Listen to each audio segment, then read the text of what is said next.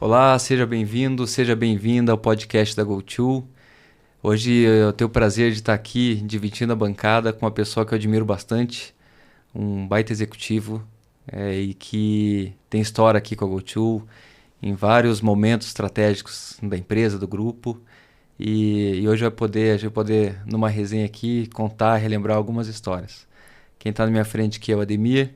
Ademir, seja bem-vindo. Por favor, se você puder aqui se apresentar, contar um pouquinho de você. Boa tarde, Carlos. Obrigado pelo convite, primeiramente. De fato, nós temos muita história juntos, né? Então, hoje eu trabalho na empresa Prascom S.A., né? Estou lá há 24 anos, completando 24 anos. Nós hoje somos uma empresa de tampas, nós temos alguns segmentos de liderança. Eu sou formado em administração de empresa, em contabilidade, e estamos caminhando, né? Caminhando, são muitos desafios e temos muita história para contar juntos. Estamos aí chegando a 9 anos de parceria. 9 anos. E algumas aquisições, alguns trabalhos muito bem feitos, né? Obrigado. Eu que agradeço. Você sabe que tem uma frase que eu gosto bastante, que é do Jim Collins, que é um guru de administração moderna, que ele fala primeiro quem, depois o quê, né? Então, primeiro quem está junto com você e depois exatamente o que vai ser feito. E enquanto você falou de muitas histórias juntos, eu remeti a isso, assim, né? Porque a gente começou com o formato, depois sempre discutindo o negócio, as opções estratégicas, você sempre foi um executivo com uma visão estratégica muito interessante, colocava na mesa e aí possibilidades saíam, né? Então, o que exatamente a gente ia fazer ia sendo construído, planejado para fazer. E eu lembrei aqui de uma operação que para a gente foi bastante significativa, que foi nossa primeira transação com player internacional, que foi quando foram negociadas as tampas retráteis. Sim. Né? Você lembra bem dessa operação, né? O que foi o motivador para você, como executivo principal da empresa, junto com os acionistas, para decidir sobre essa operação naquele momento? Então, preciso ir um pouquinho mais longe, né, para chegar o que motivou. Na época, o grupo, nós tínhamos essa linha que chamava Retrátil. Para quem vai ouvir e assistir esse podcast, aí tem que explicar um pouquinho melhor o que é. São aquelas tampas que vão no azeite de oliva, a famosa oliva Maria, que vão em água rasa, mais conhecido como thinner, né? Aqueles bicos. E a gente, na época, nós se tornamos líderes desse mercado. Só que essa liderança nos trazia assim um nome para o mercado e tudo mais. Só que ele consumia muito nosso caixa da empresa em relação à matéria-prima e acabou virando praticamente o mercado commodities, né? Aquele mercado que não tenha uma lucratividade muito alta. E surgiu essa oportunidade de fazer a venda dessa linha para um concorrente. Né? Para um concorrente, eu lembro bem da estratégia na época. Nós fizemos lá o cliente oculto, né? Fizemos toda a estratégia e começamos a ofertar para os concorrentes. No primeiro momento, nós chegamos numa empresa espanhola, né? Eles não tiveram interesse e fomos nosso principal concorrente, né? Uma empresa muito bem conceituada, né? Que no passado já queria comprar a empresa como um todo, isso lá em 2004, 2005, se eu não estou enganado.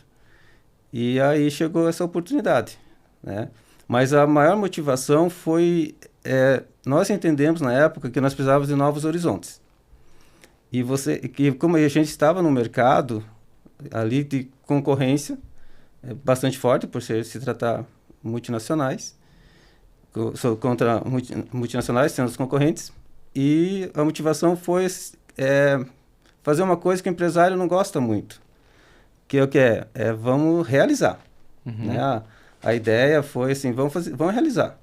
Porque muitas vezes o empresário trabalha e ele acaba não vendo o resultado, não vê o lucro, porque vai se reinvestindo, tu entra na empresa e investe, ainda mais empresário brasileiro, o médio empresário, né?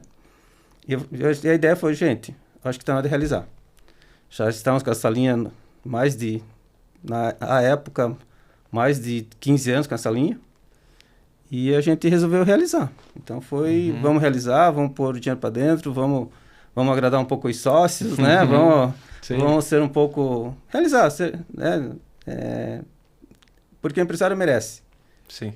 E muitas vezes a gente fica ali bitolado no sentimento do produto, de gostar muito do que faz e acaba não realizando. Então a motivação foi colocar capital para dentro da empresa mesmo, né? Para alavancar alguns segmentos e também realizar para os sócios. Né? Esse foi a principal motivador. Perfeito. Interessante essa linha que você trouxe, né? Porque é uma indústria que trabalha fornecendo para vários setores, várias linhas de produtos, e nessa linha especificamente vocês eram líderes nacionais, né? Sim. Vocês forneciam para grandes players, prazo de recebimento dos clientes estendido, então era uma operação que por mais lucrativa que ela consumia muito capital de giro, né? Muito E capital de giro. Quanto mais você crescia, né, era muito capital de giro investido ali. Então, essa estratégia que a companhia decidiu na época, sob tua liderança, de, peraí, vamos empacotar essa linha, que tem um apelo comercial significativo, por que não oferecer para um player, né, que vai tocar ela e ele teria sinergias, teria vantagens comerciais de reajuste de preço e tudo mais, e com esse recurso melhorar a estrutura de capital da empresa e poder reinvestir em outras linhas, né? Sim, é importante, né? É importante. Porque quando você vai para o mercado de capitais, você vê que juros altos, né? Sim. Tira o fôlego da empresa, você vai assumir uma parcela, uma PMT, e dessa forma é a forma mais rápida e mais barata, né? O capital próprio é a forma mais barata de você gerar a indústria. É isso. Né? Então, foi assim, e com vocês, foi um sucesso. Foi um sucesso, foi bastante trabalhoso, né? Foi bastante trabalhoso, foram algumas reuniões, algumas viagens e tudo mais, mas foi bem bacana o trabalho, né? E foi uma experiência muito boa. Bacana. Eu lembro que na época, e algo que é muito importante no processo de M&A, né? Que no fim do dia são pessoas com pessoas, né? Há estratégias corporativas envolvidas, questão do timing e tal, mas a conexão entre pessoas é bastante importante, né? E naquele momento havia um interlocutor do lado de lá, do lado do comprador, que era uma pessoa de origem alemã, mas falava muito bem português, morava aqui no país, e que foi estabelecido um vínculo de muita confiança. Sim. Ali, né? E como é que você vê assim o quão importante é nesse processo se preparar, trazer transparência e construir um ambiente que seja pró-negócio e que não haja a desconfiança de nenhuma das partes em relação ao que é apresentado? Não, a importância é extrema. Assim, o que eu sempre... Nós sempre tivemos uma empresa sempre tentando ela ser organizada. Mas mesmo ela sendo organizada, nós precisávamos, na época, de uma assessoria, de uma consultoria, e tínhamos vocês já com parceiros de outras épocas, né? E aproveitamos a parceria para fazer esse negócio. O que eu vejo muito, assim, dentro das pessoas que eu conheço, das empresas que eu conheço, elas não estão preparadas para ser negociadas, não é? E hoje, passado algumas experiências, eu vejo que a organização, os números da empresa têm que estar organizados, né, para que possa chegar no momento desse. Né? Porque na época, isso aconteceu em 2018, né, Carlos? 2018, que a gente, em agosto de 2018, que nós assinamos os contratos. E só que nós já estávamos pensando desde 2014. Né? 2014. Sim. E aquilo que eu falo, assim, a própria empresa, ela fala, mas nós vendemos bem, mas nós temos um mercado. Sim. E assim, e aquela resistência. E daí nós começamos a organizar para vender essa linha.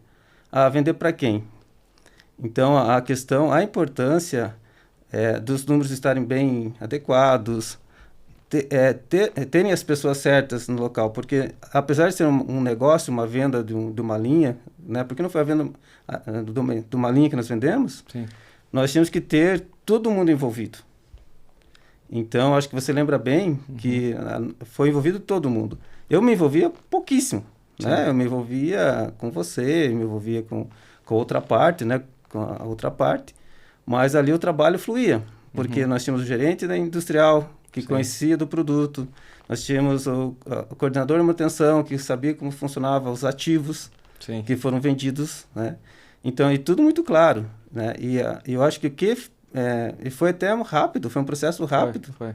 Né? Foi um processo rápido do tamanho que foi. Sim. E por se tratar de uma empresa alemã e uma multinacional, né? Você falando de multinacional e alemã, eles são extremamente organizados, né? E estão certos. Eu admiro a escola alemã por isso, né? Por essa organização. Então, estar organizado e ter os parceiros corretos, de confiança, qualquer empresa pode ser vendida e pode comprar, desde que tenha essa organização e tenha as pessoas corretas para que direcione, que enxergue os números, não enxergar a empresa como um negócio, enxergar a empresa como uma oportunidade de negócio. Perfeito. Não enxergar uma empresa que fazer, vender, né? Então, eu vejo assim, eu acho que a importância, a clareza tem que ser, e o envolvimento, né? E as pessoas têm que estar envolvidas para que saia rápido o negócio e com clareza. Porque o Ademir falar de um ativo, um molde, né? Um produto, eu não vou conseguir falar com a mesma propriedade que o meu gerente de manutenção. Sim. Né? Então é a participação. Sim. É estar organizado e ter as pessoas certas e distribuir as tarefas e ver a empresa como um negócio de fato. Perfeito. Né? Chegar a empresa como um negócio de fato. Legal, bacana. Parabéns aí pela tua organização na época. Eu lembro que os alemães, quando vieram e foram até a ferramentaria e tinha todo o histórico de manutenção das máquinas, de moldes, eles se impressionaram, porque mesmo com nível alto, né, uma régua alta em relação a controle que eles têm, eles enxergaram credibilidade em tudo que a gente apresentou ali, por alguns detalhes, né? E isso fez diferença. E Ademir, depois desse processo, esse foi um processo que em 2018 aconteceu, entrou um capital relevante para vocês. Como foi para a indústria essa entrada desses recursos, reinvestimento, que outras linhas vocês olharam? E o M&A tem muito isso, né? Tem caminhos que são mais acertados que outros, e talvez o capital te possibilita tomar decisões que até então era difícil tomar, né? Se puder contextualizar um pouquinho como é que foi o pós-deal. Então, como eu falei, que era uma questão de realização, né? De realizar capital, de colocar um capital barato para dentro da empresa. Houve a divisão entre a participação dos sócios no resultado, no resultado daquela operação, e houve também o capital dentro do caixa da empresa. Tudo ficou melhor, né? E interessante que a gente fala assim que a gente tem que aproveitar as oportunidades, mas oportunidades são oportunidades quando você está preparado. Sim. Né? E bem nessa época nós fomos procurados por um player de café solúvel e tudo mais. E foi assim, da noite pro dia. E eu só vou dar um passo atrás aqui, eu recordo, quando tem um processo desse na empresa, os teus colaboradores ficam ressabiados. Caramba, eu tirei X milhões de faturamento, e como que eu vou manter o emprego? Vamos mandar todo mundo embora. E eu recordo muito bem que, conversando com o seu Paulo Pertel, que é o nosso mentor lá, né, que é o criador de tudo, e eu falei assim, não, nós não vamos mandar ninguém embora. Eu lembro que nós fizemos uma reserva de capital para não mandar nenhum funcionário embora. Nenhum. Ninguém foi mandado embora com a operação. Não teve. E nós perdemos alguns milhões de faturamento. Perdeu muitos né? milhões de faturamento. Alguns milhões de faturamento. E como que isso foi ajustado? Primeiro a gente fez reserva de capital para que não se mandasse nenhum funcionário embora. Até porque nós sabemos que uma mão de obra qualificada é muito difícil. É gargalo. E é caro qualificar. Uhum.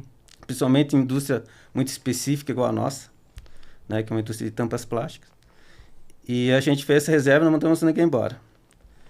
E começamos não, a gente tem que recuperar esse faturamento. E eu recordo que um ano depois da venda, nós já tínhamos crescido 10%.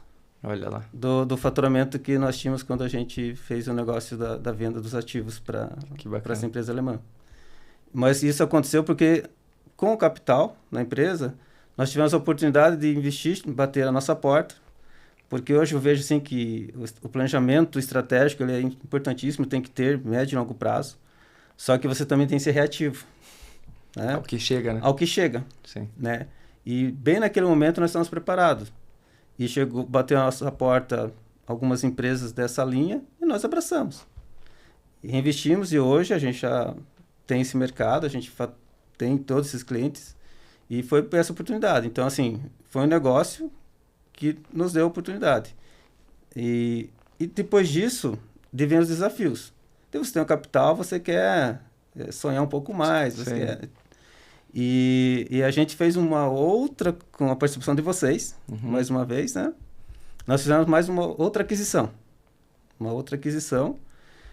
Nós investimos numa empresa de perfumes. Já 2019. 2019, nós investimos numa empresa de perfume. Com uma parte desse capital, era um desejo do fundador da empresa. Ele tinha esse sonho e ele realizou esse sonho. Sim. Né? Ele tinha esse sonho e ele realizou. Não foi fácil, mas foi um aprendizado bastante grande. Né? Aquilo assim, entre acertos e erros, a gente vai aprendendo, vai levando, vai aperfeiçoando o que a gente tem que fazer, né? E eu lembro que foi bem interessante, nós fizemos essa aquisição e ficamos com a empresa... mais 5, 6 anos e também não, assim, essa operação não foi tão lucrativa quanto, mas a gente aprendeu muito, né? Então, assim, a gente tem hoje uma expertise em perfumes aí também, que é um ramo totalmente diferente. Vocês são indústria que vendem B2B racional, né? Quem compra calcula até os centavos, a qualidade da tampa. E vocês entraram num setor de varejo, de encanto, com marketing que leva muito venda de impulso. Né? Então é outro mundo, né? Outro mundo, foi outro mundo. Aprendemos muito, todo mundo aprendeu muito. E hoje nós temos mais essa expertise, né? Sim. Então hoje a gente está preparado para atuar no ramo de perfumes, da beleza, né? Sim. Mas o que trouxe, não digo alguns atrasos, mas o que freou um pouco esse negócio que nós adquirimos com um percentual até pequeno do capital que entrou na época, foi a pandemia. A pandemia, porque nós compramos em 2019, né? Fizemos um investimento em shopping. E de repente tudo foi, né? Então tudo passou as dificuldades e tal. Mas mesmo assim, a gente vê que foi uma boa aquisição na época. Teve outros investimentos e foi bem interessante, sabe? Bacana. Então, nós fizemos isso, né? Tivemos a oportunidade dentro da própria indústria. Preservamos os empregos, né?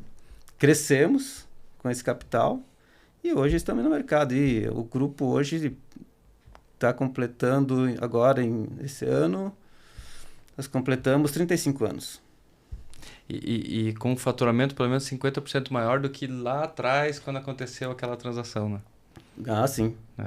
O grupo cresceu bastante. Cresceu bastante. Em linhas diferenciadas, com bons clientes, né? Que são grandes players nacionais, e que vocês têm essa respaldo técnico, respaldo logístico e de produção para atender, né? Esses grandes players. Ademir, aproveitar um pouco a tua visão estratégica, que eu sempre ressalto que é diferenciada. Com o M&A, teriam vários outros exemplos aqui de transações que aconteceram nesse caminho, de incorporação de empresas, de produtos, como, por exemplo, o saneamento, entre outros que vocês investiram, voltaram, aceleraram. né, ciclos de empresas aconteceram no meio do caminho e hoje está num novo ciclo, um novo momento que está se nascendo aí para um novo salto de crescimento. Como é que você vê as empresas de 30, 20, 10 anos atrás e de hoje? Como é que você imagina o futuro em relação a ciclos? Ciclos de produtos, ciclos de demanda de clientes. A gente enxerga que hoje cada vez mais os ciclos estão se encurtando. Sim. Então as empresas elas têm que ser preparadas para né, em determinado momento elas estarem em determinado local, determinado formato, em outro momento está em outro formato. Como é que você vê essa questão toda aí? Eu sei que é meio abrangente, filosófica, mas é importante. Assim, acelerou demais, né? O advento da internet, a questão geracional, né? Ela vai modificando, ela mudou muito, de fato mudou muito. Mas eu vejo hoje que, assim, o meu DNA virou indústria, né? Então fica muito difícil falar de qualquer outra coisa que não seja indústria. Eu vejo que as empresas, elas têm que investir tudo que puderem em automação. Tudo que puderem em automação. Para poder entregar um bom produto, né? Então tem que fazer investimento em automação, ter mão de obra qualificada, né? Tentar reter os talentos, né? Porque é muito difícil os talentos. E eu não gosto muito daquela frase, na minha época era melhor. Sim. Né? Eu não tenho essa... Eu não gosto, é uma coisa que já usei muito, é claro. Sim. Mas já não uso mais, né? Eu acho que cada época, sua época profissional é diferente, recursos diferentes, é tudo diferente. Então, eu trabalho muito com análise ambiental. Então, primeiro eu tenho que conhecer o ambiente, né, onde eu estou inserido, e aplicar o conhecimento que cada um tem naquele ambiente. Mas eu vejo muito, assim, as empresas elas têm que se organizar cada vez mais, como eu falei há pouco, a gente estava falando agora há pouco, assim, na questão da organização. Ter os processos muito bem definidos, né? Lógico que a gente tem falhas na nossa indústria também, né? Quem não tem, né? E um dia é um consultor diferente, e traz um profissional diferente. Eu vejo que as empresas elas têm que focar nos processos. Os processos têm que ser muito bem definidos e muito bem feitos. Em relação à indústria, focar na automação, né? A automação tem que ter automação. E eu vejo hoje mais também... A gente sempre conheceu aquela questão do Pareto, né? Aquela 80-20 e tudo mais. Então, assim, depois de muitas experiências, eu vejo que a pulverização ela é bastante importante. Ela é bastante importante dentro do contexto comercial, vender para mais clientes. Diluir risco. Diluir risco, não ter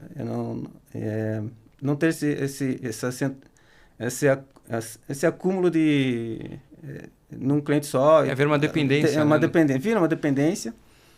E você, estudar muito o teu tamanho, né? Porque hoje as empresas, às vezes a gente não se coloca no tamanho das empresas e a gente acaba sendo achatado, né? Eu sempre falo, você vira um efeito sanduíche, né? Você acaba sendo pressionado pelo teu fornecedor, que é muito maior que você, dependendo do teu caso, na posição que você está no mercado.